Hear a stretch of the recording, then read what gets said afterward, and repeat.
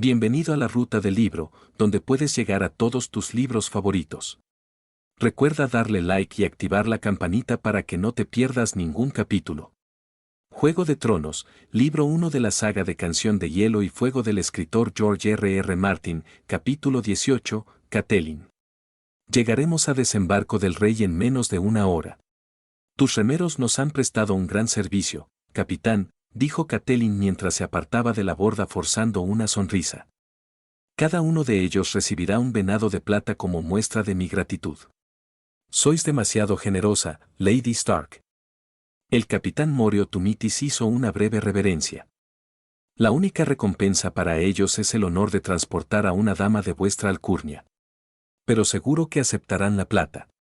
Como deseéis, dijo Morio con una sonrisa. Hablaba a la perfección la lengua común, con apenas un deje taidosi.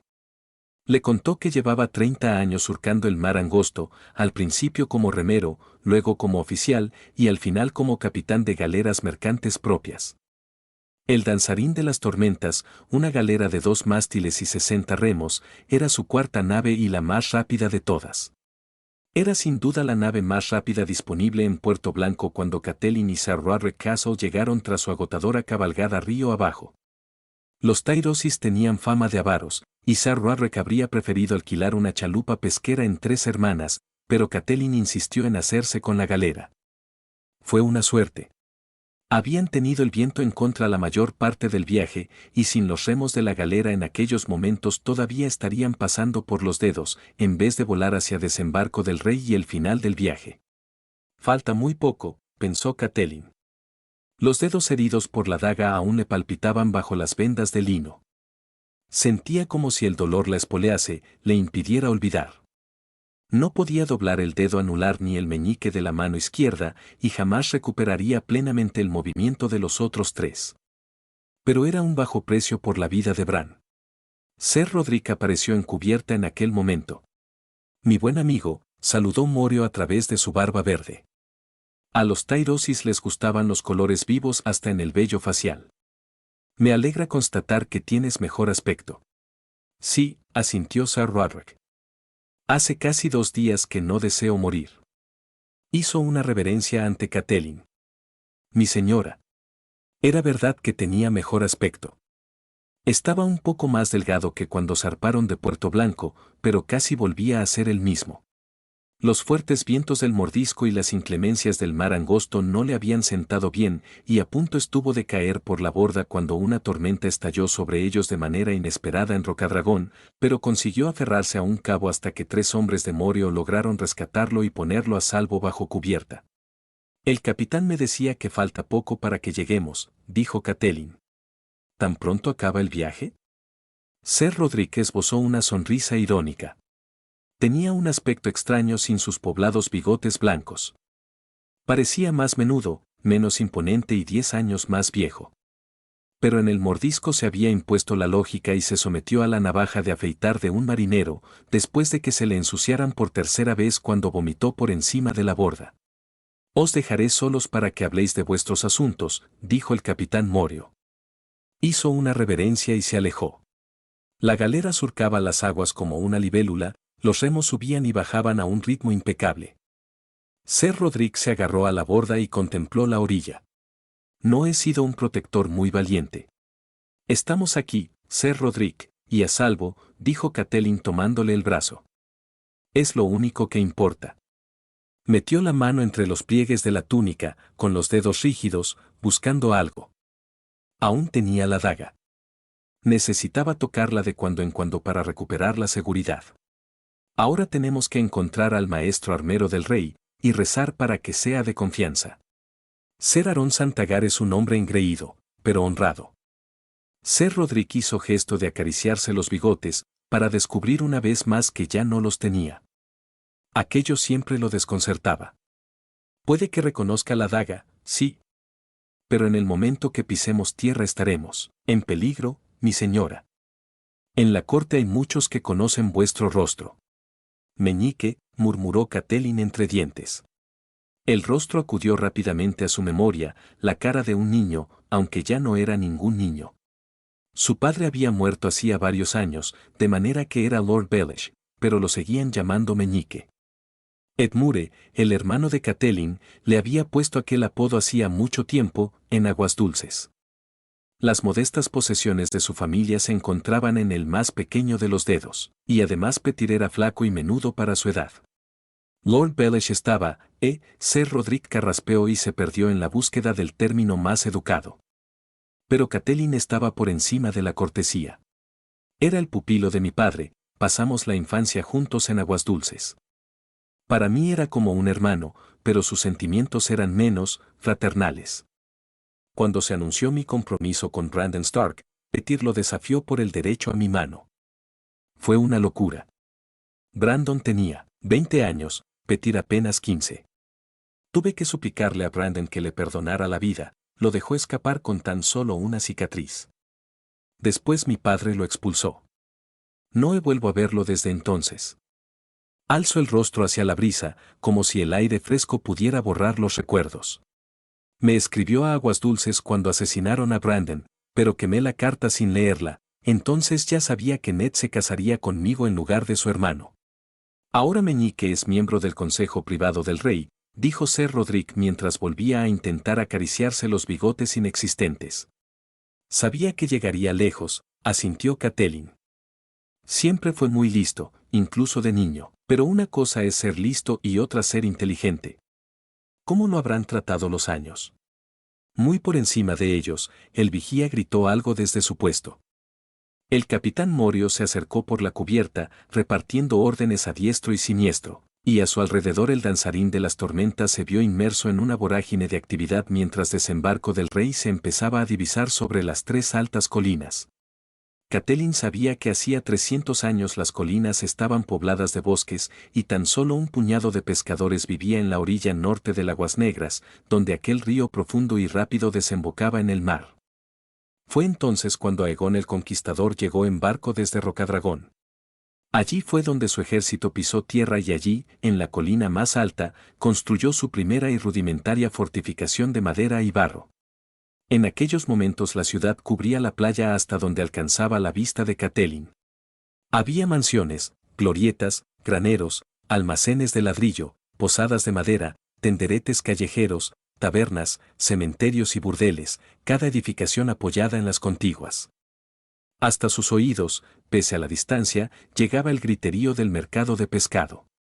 Entre los edificios había calles anchas bordeadas de árboles, callejuelas serpenteantes y callejones tan estrechos que dos hombres no los podían recorrer hombro con hombro. En la cima de la colina de Visenya se alzaba el gran Sept de Baelor, con sus 7 torres de cristal. Al otro lado de la ciudad, en la colina de Rhaenys, se divisaban los muros ennegrecidos del Pozo Dragón, cuya enorme cúpula estaba derrumbada y no era ya más que una ruina, tras las puertas de bronce que llevaban más de un siglo cerradas. La calle de las Hermanas iba de una estructura a la otra, recta como una flecha. A lo lejos se alzaban los muros de la ciudad, altos y fuertes. A lo largo de la dársena se alineaban un centenar de muelles, y el puerto estaba lleno de barcos. Continuamente iban y venían botes pesqueros de altura y fluviales, los barqueros realizaban una y otra vez el trayecto entre las dos orillas del Aguas Negras, y las galeras mercantes descargaban productos de Braavos, Pentos y Lis. Catelyn divisó la engalanada barcaza de la reina, amarrada junto a un ballenero panzón del puerto de Iben con el casco alquitranado, mientras que, río arriba, una docena de navíos de guerra dorados y esbeltos reposaban sobre sus cascos, con las velas recogidas y los crueles espolones de acero lamidos por el agua. Y dominándolo todo, observándolo todo de forma amenazadora desde la alta colina de Aegon, estaba la fortaleza roja, 7 torres enormes, achatadas y coronadas por baluartes de hierro, una inmensa barbacana de aspecto macabro, salas abovedadas, puentes cubiertos, barracones, mazmorras y graneros, gruesos muros horadados de aspilleras para los arqueros. Todo en piedra de un color rojo claro. Aegon el Conquistador había dirigido su construcción. Su hijo, Maegor el Cruel, la había finalizado. Después ordenó cortar la cabeza a todos los artesanos, albañiles y carpinteros que habían trabajado en ella. Juró que solo los que llevaran la sangre del dragón conocerían los secretos de la fortaleza que los señores dragón habían construido. Pero ahora los pendones que ondeaban en las almenas eran dorados, no negros, y allí donde el dragón de 3 cabezas había vomitado fuego se erguía el venado coronado de la casa Baratheon. Un navío de mástiles altos procedentes de las islas del verano salía del puerto en aquel instante, con las velas blancas hinchadas por el viento.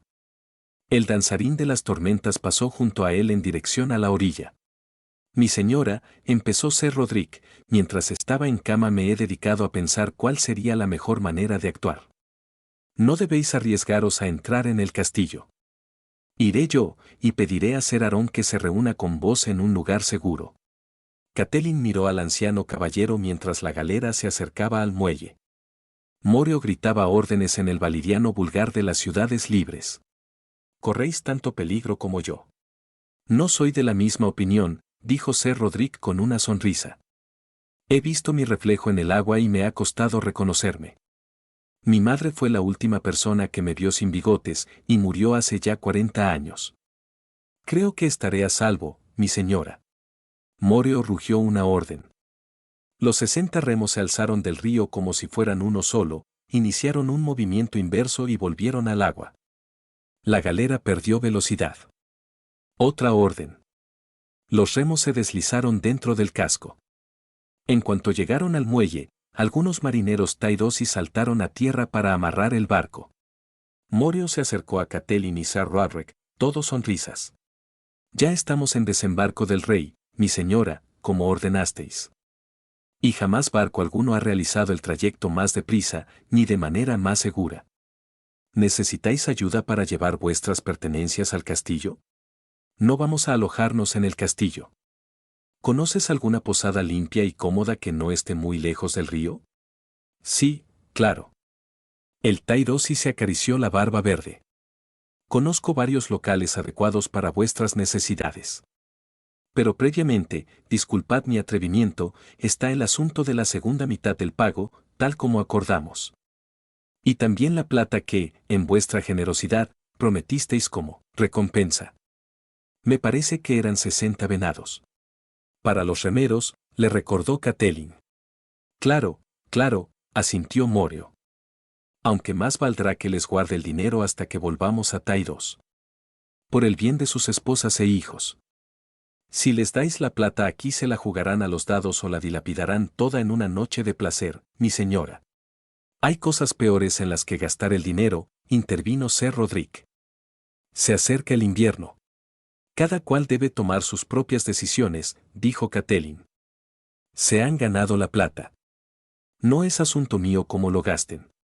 Como queráis, mi señora, asintió Morio con una sonrisa y una reverencia. Para asegurarse, Catelyn quiso pagar a los remeros en persona, un venado para cada uno y un cobre extra para los dos que transportaron sus baúles hasta la posada que les había recomendado Morio, a medio camino de la cima de la colina Visenya. Era un local destartalado en el callejón de la Anguila. La propietaria era una vieja amargada, con un ojo estrábico que los miró con desconfianza, y mordió la moneda que le dio Catelyn para asegurarse de que no era falsa. Pero las habitaciones eran amplias y luminosas, y Morio les había jurado que los guisos de pescado eran los más sabrosos de los 7 reinos. Y, lo mejor de todo, la mujer no mostró el menor interés en saber sus nombres. Es aconsejable que no os acerquéis a la sala común, dijo Ser Roderick cuando se hubieron instalado. Ni en un lugar como este sabe uno quién lo puede estar vigilando. Tenía puesta la cota de mallas, y llevaba la daga y la espada larga bajo una capa oscura con capucha, que se echó sobre la cabeza. Volveré con Ser Aarón antes de que anochezca, prometió. Deberíais descansar entre tanto, mi señora. Catelyn estaba cansada, sí. El viaje había sido largo y fatigoso, y ya no era joven. Las ventanas daban al callejón y a un paisaje de tejados, y a lo lejos se divisaba el Aguas Negras. Observó cómo Ser Roderick se alejaba por las calles concurridas hasta que lo perdió de vista entre la multitud, y decidió seguir su consejo. El colchón estaba relleno de paja, no de plumas, pero no le costó lo más mínimo dormirse. La despertaron unos golpes en la puerta. Catelyn se incorporó bruscamente.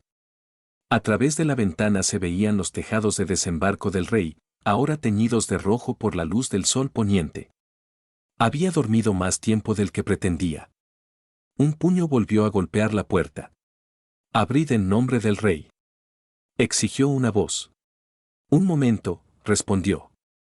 Se puso la capa. La daga estaba sobre la mesilla de noche. La cogió antes de abrir la pesada puerta de madera. Los hombres que irrumpieron en la habitación vestían la cota de mallas negra y la capa dorada de la guardia de la ciudad. Al ver la daga en la mano de la mujer, su jefe sonrió. «No la vais a necesitar, señora. Venimos para escoltaros hasta el castillo». «¿Con qué autoridad?». El hombre le mostró una cinta. Catelyn se atragantó. El sello era un sinsonte en cera gris. «Petyr», dijo. «Tan pronto». A Ser Rodrik le había pasado algo. Miró al jefe de los guardias. «¿Sabéis quién soy?». «No, mi señora», dijo. «Mi señor Meñique solo nos ordenó llevaros al castillo, e insistió en que se os diera un buen trato». «Podéis esperar afuera mientras me visto», dijo Catelyn después de asentir. Se lavó las manos en la jofaina y se puso vendas limpias. Tenía los dedos hinchados y torpes, y le costó trabajo atar los nudos del corpiño y echarse una capa parda sobre los hombros. ¿Cómo había sabido Meñique que estaba allí? Ser Rodrik no se lo habría dicho jamás. Era anciano, sí, pero también testarudo y leal hasta la muerte. ¿Habrían llegado tarde? Tal vez los Lannister estaban ya en desembarco del rey. No, si fuera así habría sido Ned el que llamara a su puerta. Entonces, ¿cómo? En aquel momento se le ocurrió. Moreo. El maldito Tyrosi sabía quiénes eran y dónde estaban. Catelyn esperaba que, por lo menos, hubiera cobrado un alto precio por la información. Los guardias habían llevado un caballo para ella. Cuando se pusieron en marcha ya se estaban encendiendo las farolas en las calles, y Catelyn sintió los ojos de la ciudad clavados en ella, en la mujer que cabalgaba rodeada por guardias de capas doradas. Cuando llegaron a la Fortaleza Roja, el rastrillo estaba bajado y las enormes puertas cerradas, pero en todas las ventanas se veían luces y movimiento. Los guardias descabalgaron, dejaron las monturas en el exterior y la guiaron primero a través de una portezuela estrecha y luego por peldaños incontables hasta una torre. Él estaba a solas en la habitación, sentado ante una mesa de madera muy pesada, escribiendo a la luz de una lámpara de aceite. Cuando la hicieron pasar, dejó la pluma y la miró. «Cat», dijo en voz baja. «¿Por qué se me ha traído aquí de esta manera?». «Marchaos», indicó a los guardias con un gesto brusco. Los hombres se fueron. «Espero que te trataran correctamente», siguió. «Di instrucciones muy precisas». Se fijó en las vendas. «Tienes las manos». «No estoy acostumbrada a que se me haga acudir como a una criada», dijo Catelyn con voz gélida, haciendo caso omiso de la pregunta implícita. «De niño eras más cortés». «Te he hecho enfadar, mi señora». «No era mi intención». Parecía contrito.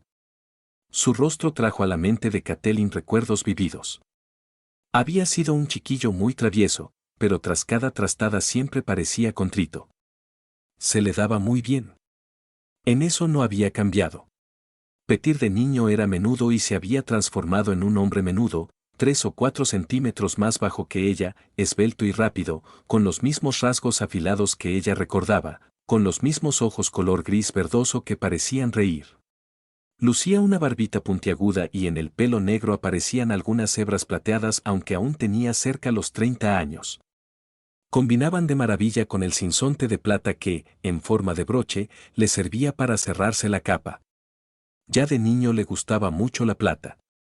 «¿Cómo supiste que estaba en la ciudad?», le preguntó.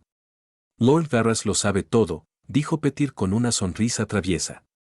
«Enseguida se reunirá con nosotros, pero antes quería verte a solas». «Ha pasado demasiado tiempo, Cat». «¿Cuántos años?». «Así que quien me encontró fue la araña del rey». Catelyn hizo caso omiso de su familiaridad. Tenía preguntas más importantes que plantearle. «Será mejor que no lo llames así», dijo Meñique con un gesto como de dolor. «Es muy sensible». «Supongo que por ser eunuco». «En la ciudad no sucede nada sin que Varys se entere». «A menudo se entera antes de que suceda». «Tiene informadores por todas partes». Los llama, mis pajaritos. Pues uno de sus pajaritos se enteró de tu visita. Por suerte Varys vino a hablar conmigo antes que con nadie. ¿Por qué contigo? ¿Por qué no? Se encogió de hombros. Soy el jefe de la moneda, el consejero del rey. Selma y Lord Ramsay han partido hacia el norte para recibir a Robert, y Lord Stannis se encuentra en Rocadragón, así que solo quedamos el maestre Piselle y yo. Y yo era la elección obvia, claro. Varys sabe que siempre fui amigo de tu hermana Lysa. ¿Sabe Varys? Lord Varys lo sabe todo, excepto qué haces aquí. Arqueó una ceja. ¿Qué haces aquí? Una esposa tiene derecho a añorar a su marido, y si una madre necesita tener cerca a sus hijas, ¿quién se lo puede negar? Muy bien, mi señora, dijo Meñique entre risas, muy bien. Pero no pensarás que me lo voy a creer, ¿verdad? Te conozco demasiado bien. Recuérdame, ¿cuál era el lema de los Tully? Familia, deber, honor, recitó Catelyn, tensa. Tenía la garganta reseca. Petyr la conocía demasiado bien. Familia, deber, honor, repitió él. 3 cosas que te obligaban a permanecer en Invernalia, donde te dejó la mano. No, mi señora, ha pasado algo. Lo repentino de tu viaje delata su urgencia. Te suplico que me dejes ayudarte. Los viejos amigos deberían confiar unos en otros. Alguien llamó a la puerta con suavidad. Adelante, dijo Meñique. El hombre que entró era regordete, iba perfumado y empolvado, y era calvo como un huevo. Vestía un chaleco de hilo de oro sobre una túnica muy suelta de seda púrpura, y calzaba unas chinelas puntiagudas de terciopelo. Tomó la mano de Catelyn entre las suyas. Es un verdadero placer volver a veros después de tantos años, Lady Stark. Tenía la carne blanda y húmeda, y el aliento le olía a lilas. Oh, ¿qué os ha pasado en las manos? ¿Una quemadura, mi dulce señora? Los dedos son tan delicados. Nuestro querido maestre Piselle prepara un ungüento maravilloso. ¿Queréis que envíe a alguien en busca de un tarro? Gracias, mi señor, contestó Catelyn retirando las manos, pero el maestre Luwin se ocupa ya de mis heridas. Lo de vuestro hijo ha sido muy triste para todos, dijo Varys meneando la cabeza. Con lo joven que es. Los dioses son crueles. En eso estamos de acuerdo, Lord Varys, dijo ella. Le otorgaba el título por simple cortesía, ya que el único dominio de Varys era la telaraña de informantes y su única posesión, los rumores. Espero que no solo en eso, mi dulce señora, puntualizó el eunuco abriendo los brazos. Tengo en gran estima a vuestro esposo, la nueva mano, y sé que ambos amamos al rey Robert. Sí, se obligó a decir ella. Sin duda. Nunca hubo rey más querido que Robert, intervino Meñique, sarcástico. Esbozó una sonrisa traviesa. Al menos según le dice todo el mundo a Lord Varys. Mi querida señora, dijo Varys con solicitud, en las ciudades libres hay hombres con poderes curativos maravillosos. Solo tenéis que decirlo y enviaré a buscar a uno para vuestro querido Bran. El maestre Luwin ya está haciendo todo lo que es posible por Bran, replicó. No quería hablar de Bran allí, con aquella gente. Confiaba poco en Meñique y nada en Varys. No iba a permitir que vieran su dolor. Según me dice Lord Baelish, a vos es a quien debo dar las gracias por hacerme venir aquí. Sí, sí, me declaro culpable. Varys rió entre dientes como una niñita. Espero que me perdonéis, bondadosa señora. Se acomodó en un sillón y juntó las manos. ¿Puedo pediros que nos enseñéis la daga? Catelyn Stark miró al eunuco asombrada, atónita. Era una araña, pensó, o quizá un brujo, o algo peor. Sabía cosas que nadie podía saber, a menos que... ¿Qué le habéis hecho a Ser Roderick? Exigió saber. Me siento como el caballero que llega a la batalla sin lanza. Meñique estaba desconcertado. ¿De qué daga estamos hablando? ¿Quién es Ser Roderick?